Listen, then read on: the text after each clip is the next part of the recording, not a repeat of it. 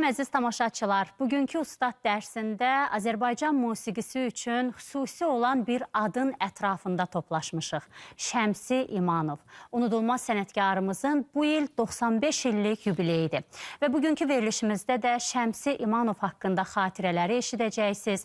Azərbaycan musiqi sənətində, xüsusən klarnet ifaçılığında Şəmsi yolu anlayışının izahını məhz Ustad dərsindən öyrənəcəksiniz. Çünki Şəmsi İmanov yaradıcılığından bəhrələnən insanlar bugün bizim verilişimizin qonaqlarıdır. Onlardan biri də bizim dəyərli klarnet ustadımız İsrafil Əzimovdur. İsrafil mənim, xoş gəlmişsiniz verilişimizə və sizin ifanızla biz başladıq.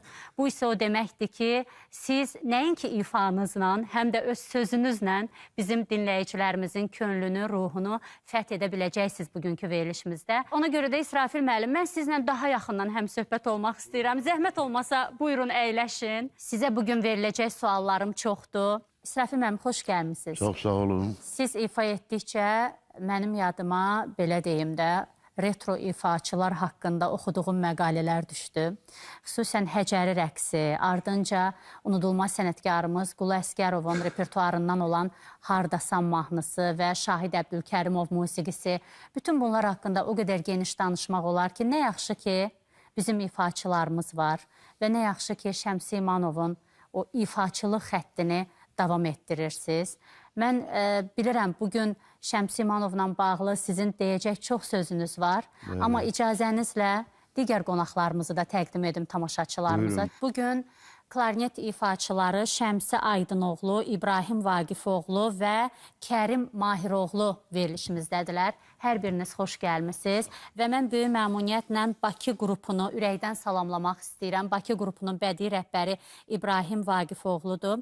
Qarmonda Anar Mirzəyev, klavişdə Mikail Sultanov, gitarada Əmir Cavadov, zərb alətlərində Emil Kərimli, nağarada isə İbrahim Baxşıyev ifa edəcəklər. Sizə də indidən uğurlar arzu edirəm və təşəkkür edirəm verilişimizə gəldiyiniz üçün. İsrafil müəllim, sizə hamı əmi deyə müraciət eləyir. Ümumiyyətlə, musiqi sənətində sanki bu bir tendensiyadır. Ustadlara həmişə ya əmi deyə müraciət eləyirlər, adətən dədə deyə müraciət eləyirlər. Şəmsi müəllimə də siz Şəmsi əmi deyə müraciət eləmişsiniz. Bəli, əlbəttə ki, atamla yaş olub. Şəmsi İmanovla necə tanış olmuşdunuz? Oyla rəhmətli ilə mən böyük qardaşımın toyunda tanış olmuşam. 74-cü ildə. Mən də elə sənətdə ifaçılıq eləyirdim. Yəni, siz necə oldu ki, onun tələbəsi oldunuz? Toydan sonra mən gedmişəm yanına. O Cəfərdə Varlı bağına gələrdilər, yığışardılar bərikdə. Orada görərdim, elə oyla da əlaqəmiz başlayardı. Bir müəllim kimi həyatınızda hansı rol oynayıb Şəmsi İmanov? Elə şeylər deyib mənə ki, mən görmüşəm ki, müəllimliyin eləyir. Bir də gərək sənin canımda da olsun da. Bir dəfə dedim buna ki, İmanov, müştük falan beləcək. Dedi, nə müştük? Müştük sənin dodağındır. Canında olmalı deyə o. Yəni, klarnet alətindəki müştükdən söhbət edir. Klarnet əla ola bilər. Bəli. Bunun ifaçısı əla olmalıdır ki, əla ifa eləsin onu. Klarnetdə hər şey, bu dodaqdır, çənədir, dişdir, beyindir, ürəkdir. Bunlar hamısı bir-birində vəhdət tapır. Bizim musiqimiz var, o muğam canlı olma deyə. İstəyir, neynir eləsin, o zirvəyə gəlib çata bilməz. İsrafil müəllim, icazənizlə biz indi tamaşaçılarımıza Şəmsi İmanovun həyat və yaradıcılığını əks etdirən və onun nadir ifalarını göstərən bir sujet təqdim eləyək. Sujetdən sonra verilişimizi davam etdirəcəyik, əziz tamaşaçılar.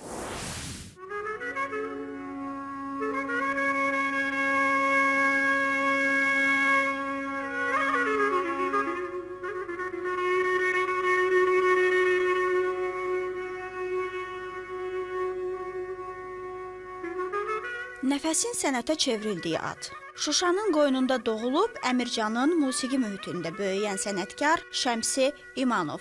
Klarnetin səsini Kərim Şərifin nəfəsindən eşitmişdi.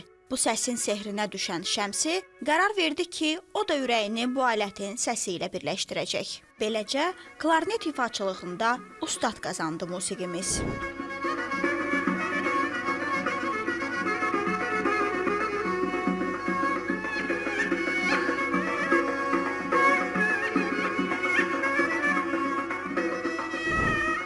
1956-cı ildə ilk dəfə radionun fondu üçün səs yazısına dəvət olundu. Onun ifasında kolxoz rəqsi, Xançobanı kimi oyun havaları radionun qızıl fonduna daxil oldu. Artıq bu ifalar Şəmsi yolu adlanıb davamçılarını yetişdirməyə başladı.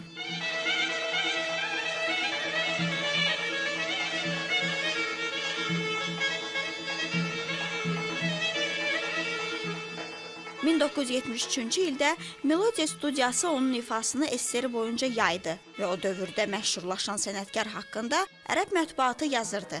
Bu klarnetin səsi Şəmistan dağı qədər ucalıqdadır.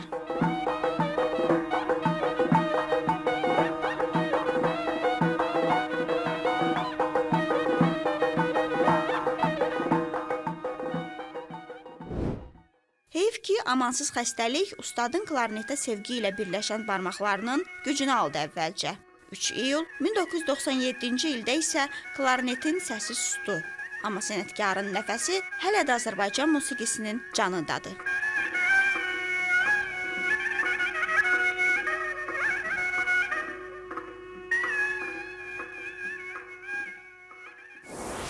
Bəli, izlədik.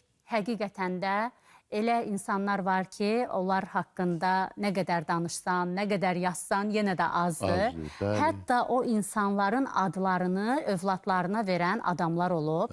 Necə ki, bugün bizim verilişimizin qonaqlarından biri də Şəmsi Aydınoğludur. Xoş gəlmisiniz. Mən səhv etmirəmsə, Şəmsi bəy, sizin adınızı elə Şəmsi İmanovun sənətindən ilhamlanaraq valideynləriniz sizə verib. Göründü bunun Allah rəhmət etsin Aydın qardaşımızı, atasını ben var yaxşı tanırdım. Gör bu Şəmsiyə nə qədər bunun istəyi olub. Allah rəhmət etsin, Əşrəfə də istəyi olub. Bunun adını qoyub Şəmsi, o biri qardaşının adını qoyub Əşrəf. Belə bir fikir var ki, insanın adı həm də onun taleyinə təsir göstərir. Xoşbəxtçılıqdan mən Şəmsi İmanovla bir gündə anadan olmuşam. O atamla çox yaxın olub, atam onu çox istəyib. Yəni, mənim adımı qoyub, mən də indi uşağıyıq da, indi qaçırıq o yana, bu yana. Dedi, yox, oyuncağın da klarnetdir, qaçmağın da, oynamağın da.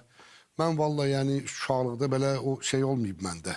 Yəni, məsəl üçün də balaca uşaqlar kimi bir VSB sürüm, təkər sürüm. Atam evdə olmayanda, məsəl üçün mən gizlənirdim, eləyirdim. Anamın qorxusundan ki, atama deyərmə, bugün mən klarnet ifa eləməmişəm, məşq eləməmişəm. Anamın da böyük zəhməti olub. O bir dahi idi də, gəldi, getdi də, elə şey. Onun bir xatirə düşdü yadıma. Allah böyük ustadımız Avtandil İsrafilov da rəhmət eləsin. İmanov 97-ci ildə rəhmətə gedəndə o bir söz dedi. Dedi, mən Avtandil olaraq 5 əsr garantiya verirəm ki, elə klarnet çalan gəlməz. Bilsən, bir var ustad, bir də var ustadların ustadı idi o. Ustad əzəm də deyirlər elə adamlara. O ustadların ustadı idi. Hanki, baxırsan, özü ustaddır. Bugün, məsələn, mən özüm az çox tanıyırlar, tanınmışıq, sevilmişik. Mənim ehtiyacım yenə onadır.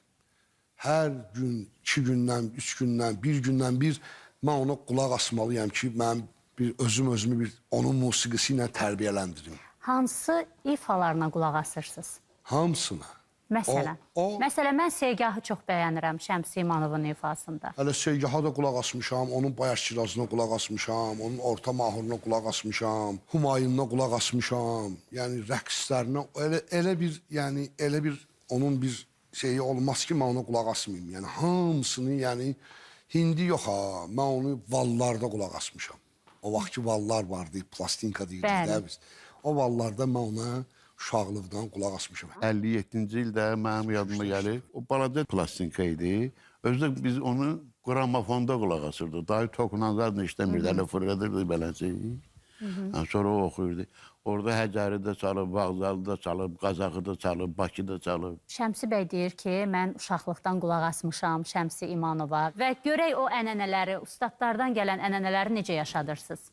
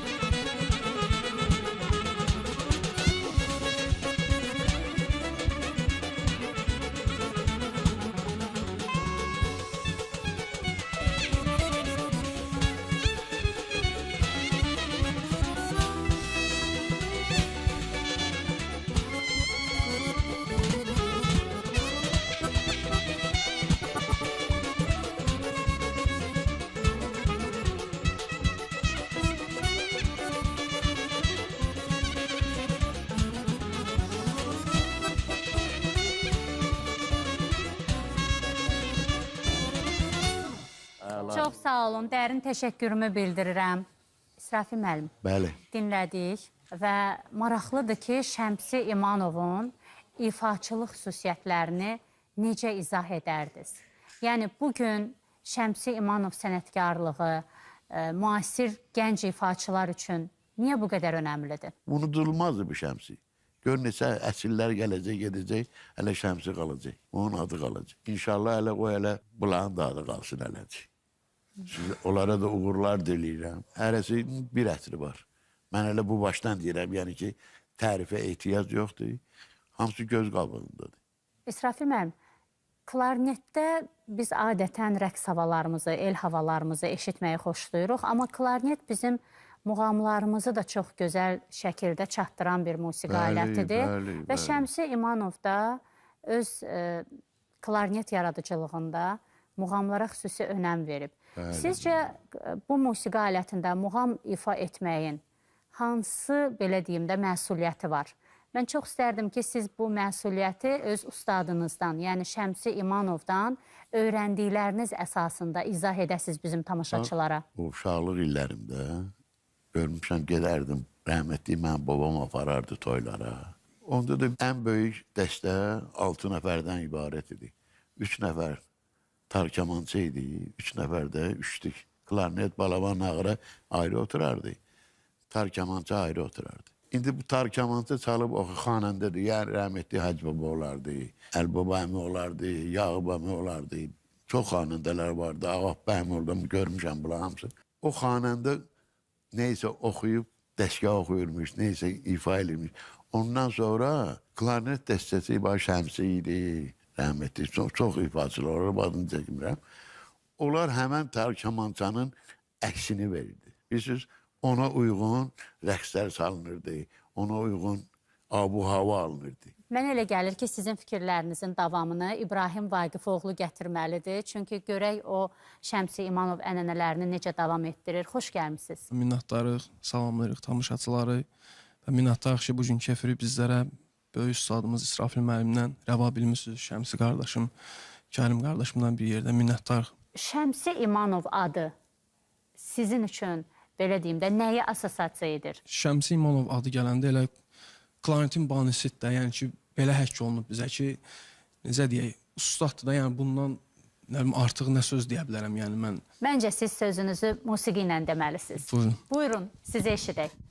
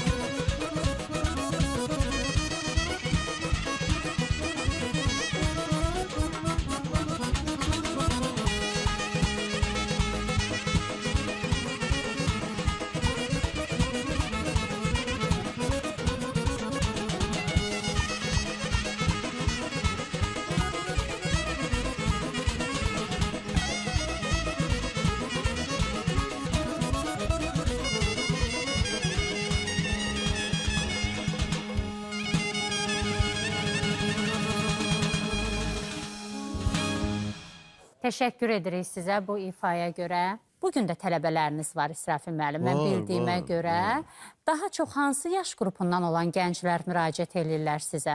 15 yaşı var, 16 yaşı var, gəlirlər, müraciət edirlər mənə. Mən əminəm ki, Şəmsi müəllim sizə öz tövsiyələrini verib ki, klarnet ifaçısı bu cür olmalıdır, bu keyfiyyətlərə sahib olmalıdır. Siz öz tələbələrinizə hansı tövsiyələr verirsiniz? Klarnet elə bil ki, bir gün çalmazsan, özünü hiss eləyirsən. 2 gün çalmayanda yanındakilər hiss eləyir. 3-cü gün çalmayanda bütün cəmaat hiss eləyir ki, bu neysə işləməyib. Bu sənət də elədir, idmançı kimi bir şeydir. Daim gərək məşq eləyirsən. İndi mən bunları qınamıram. Bizim vaxtımızda başqa cür idi. Necə idi? Yəni ki, bu səs gücləndiricilər yox idi. Biz təbii çalmışıq. Bəli.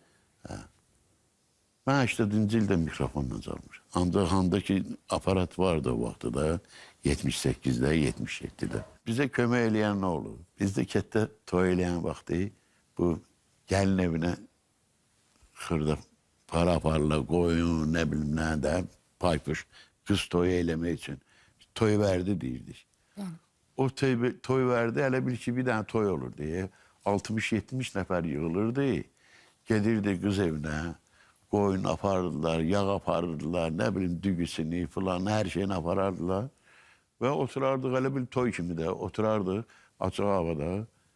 50-60 nəfər də onlar da oynayardılar, deyərdilər, yiyib içərdilər, çıxıb gedərdik. Sonra bu cavan uşaqlarımız hərbiyə gedəndə, bunlar üçün Uruscan deyir, provod olardı, provod eləyirdilər. Onu da biləcəriyəcən ötürərdik.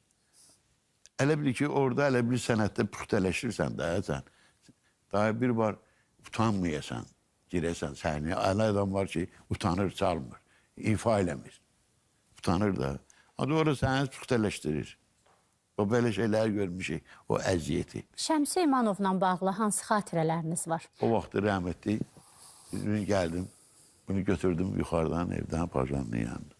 Dedim, Şəmsi İmanov, bir dənə gedək konservatoriyaya, əvəz işləyərdi, ustalıq eləyərdi. Dedim, klarneti verim, ona düzəltsin, bəs çalmır, çatdı, balaca.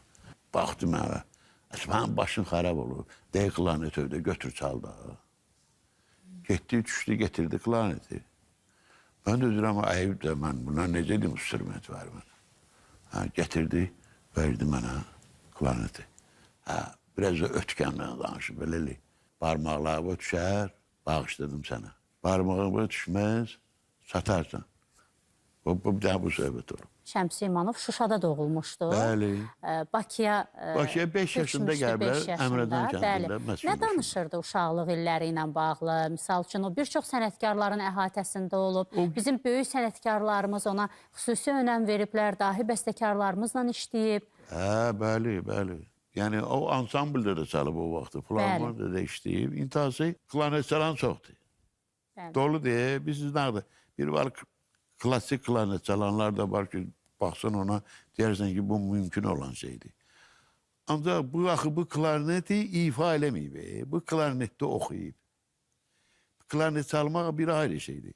Bu ifa eləməyib. Hələ bil ki, bu muğam oxuyur da, ya rəqsi elə oxuyur ki, hələ bil ki, nə bilim, o Şəmsi bilər mən nə deyirəm. Bu başqa şey olur. Onun ifasılı bir başqa dua idi. Görək bizim digər qonağımız Kərim Mahiroğlu'nun fikirləri necədir? Kərim bəy, siz də xoş gəlmişsiniz verilişimizə. Xoş gördük, çox sağ olun. Sizcə bugün klarnet ifaçılığında rəqabət var? Rəqabət olmasa, belə deyəcəm, heç maraq da olmaz. İnkişaf Həvəs olmaz. də olmaz, inkişaf da olmaz. Buyurun, biz sizə eşitmək istəyirik. Nə ifa eləyəcəksiniz? Şəmsi İmanov düzdür, Xançobanı olub əvvəllərdə. Biz də düz görməmişik onu, yaşımız çatmır. Amma ki, səs yazısında qulaq asmışıq. O rəqsi zənginləşdirib. Biz də bacardığımızdan biraz öyrənmişik.